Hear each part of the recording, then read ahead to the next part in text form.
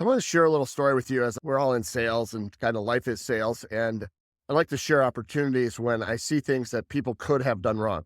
So I got stuck just outside of Cincinnati in a snowstorm, freezing rain, slush, and we're in the RV. So we just decided to pull over and boondock it, which is pretty common. I've got 3 days of battery. So we forfeited our campsite from the night before, which typically run, somewhere 50 to $100 a night for a campsite.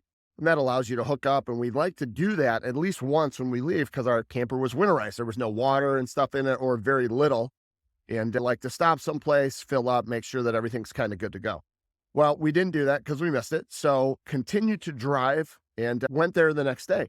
And checkout at most campsites is somewhere 11, 12 o'clock. And got there, it was right around 2 o'clock. I went to the front desk and I said, "Hey, I missed my reservation last night. I understand, right? There's no refunds, nothing like that." And what I was hoping though is that I could just get some water, just to have some water in my fresh water tank for my RV. And she says, "Yeah, no, like, okay." And she goes over and gives me, like, she gets a form out and she says, "It's $25 to fill your tank and do all that." And I said, "Well, what if I had stayed here last night? Would I not have been able to fill my tank?" And she said, "Yeah." And I go, "Well, can I just get water?" And she said, "No, it's $25 for both." And I said, "Well, that seems kind of silly." She says, "Yeah, I don't have the authority to make a change."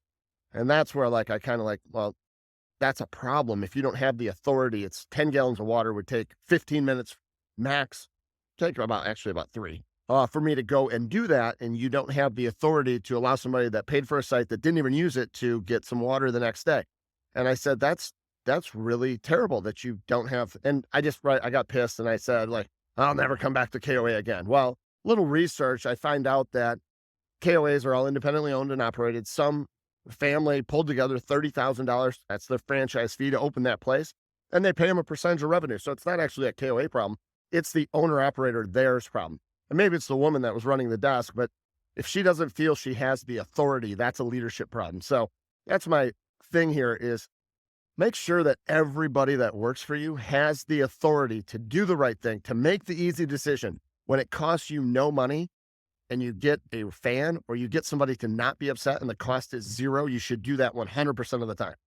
And when what you can make, the gain on selling me water for $25, the gain on that would not be worth an unhappy client. Look at those things and make sure that all of your people are always empowered to make the easy decision for customer service you will earn in the long run. That's it.